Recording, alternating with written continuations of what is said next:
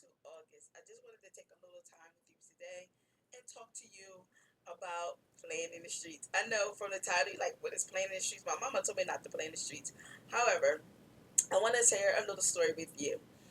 As you can see, I left some pictures here. I did what's called Pottstown Play Streets. Basically, it's just we in Pottstown, PA. You close off a block in a certain areas. There were 7 different areas. We do it 7 weeks, and you actually literally play in the streets. It is so much fun. And the goal is to get children out, to get them exercising, and you to know your neighbors. And the areas that we pick are economically disadvantaged. So that is one of the things that we go for when we do playing in the streets. And so I wanted to just share with you how I actually became this person playing in the streets and what I've learned for me that will also be able to help you in your business. So it's kind of like a sad story, but I'm going to get through it without crying. I Play Streets started in Delaware with my friend. Her name is Rashima, and we have been friends for a very long time. And so she was like, "Oh, Juanita, I have a project that I'm doing, and I need some help. And it's actually in Pottstown, which is PA, which is about an hour and a half from where I live." And she said, because Play Street, she started Play Streets in Wilmington, Delaware. So, and it was actually on the same day. She said, "I need someone to help me do some volunteer work and helping with the volunteers in Pottstown. And so, can you go up there and you work for me in Pottstown while I work down here in Delaware?" And I was like, "Okay, no problem. It works out."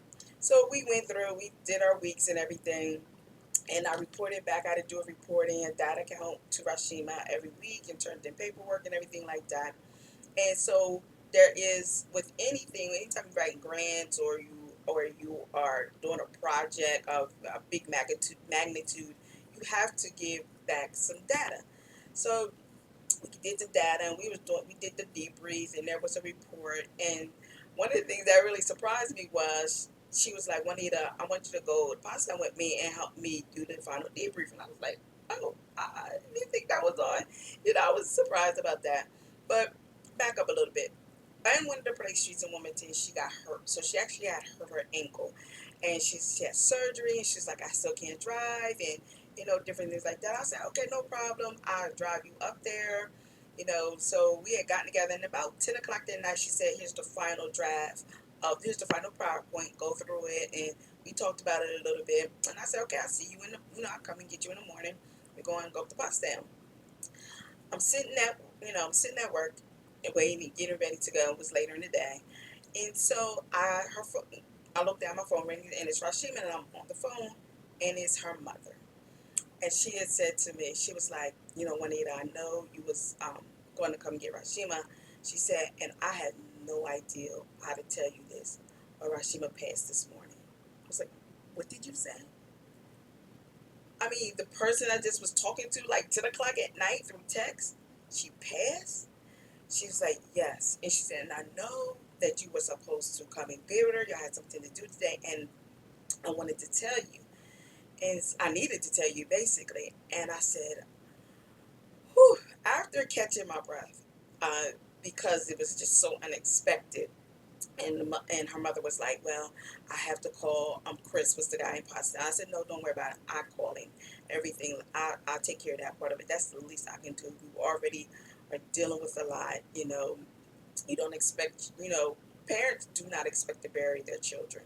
You don't expect to bury them over. Just like that." So one of the hardest things I had to do was call our project manager and tell him she had passed. And what made it even more difficult was because he had known her for many more years than I did, and he had brought her on, and she brought me on, and just having to say we were not going to be able to make it, and this is the reason why, and just like saying, "Oh my God."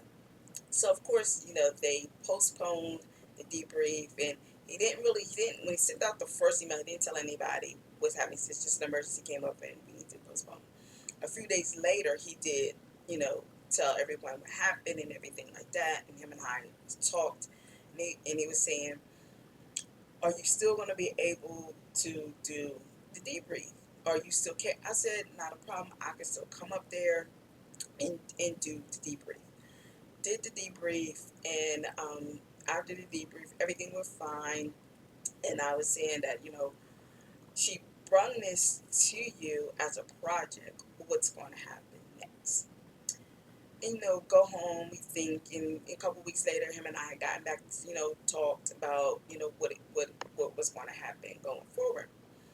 So, lesson number one: be the person that someone would want to carry your legacy on. And as I said, this is my third Pottstown Play Streets. I decided to carry that legacy on for Rashima. And in the midst of that, no matter what, this is a business lesson, have a contract.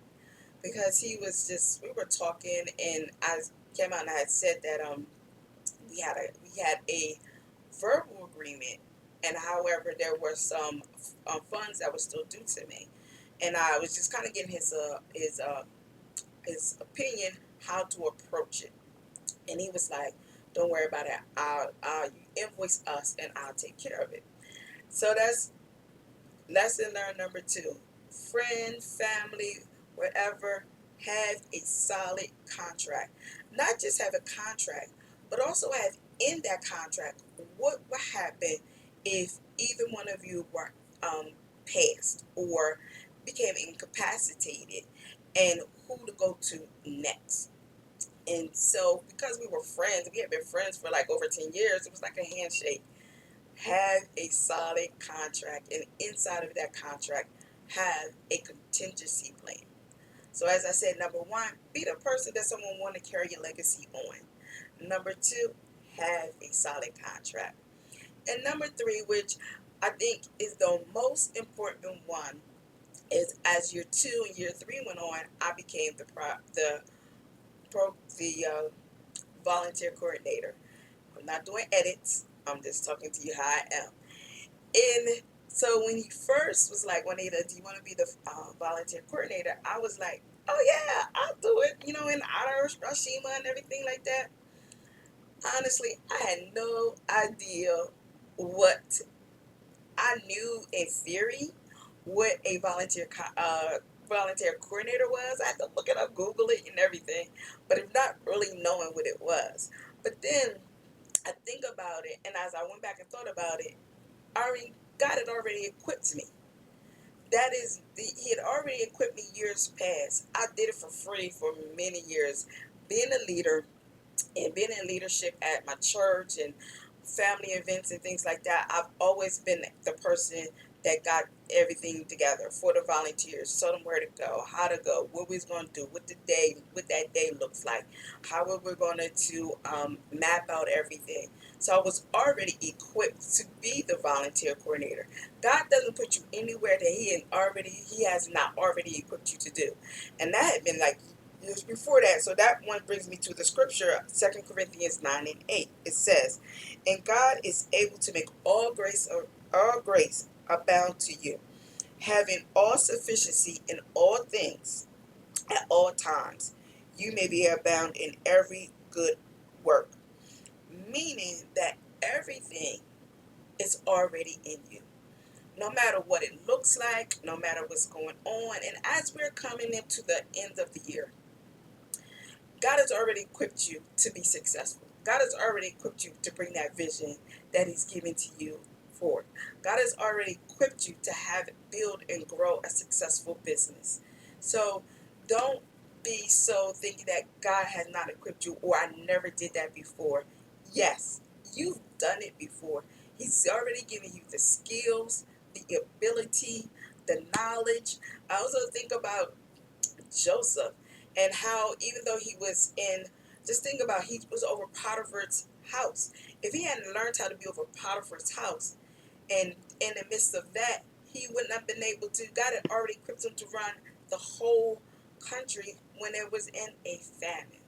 So as we are coming up, and I just want to give you the special invitation of, I am taking on VIP days. And what a VIP day looks like is a 4-hour intensive with me to look at how to build and or grow your business.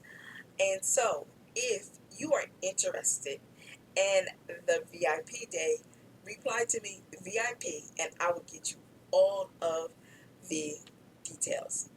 Again, welcome to August. We are going to finish this year strong and we're going to do what God has called us to do, because the one thing I'm a firm believer is there's no vision too small for God. Everyone have a great day.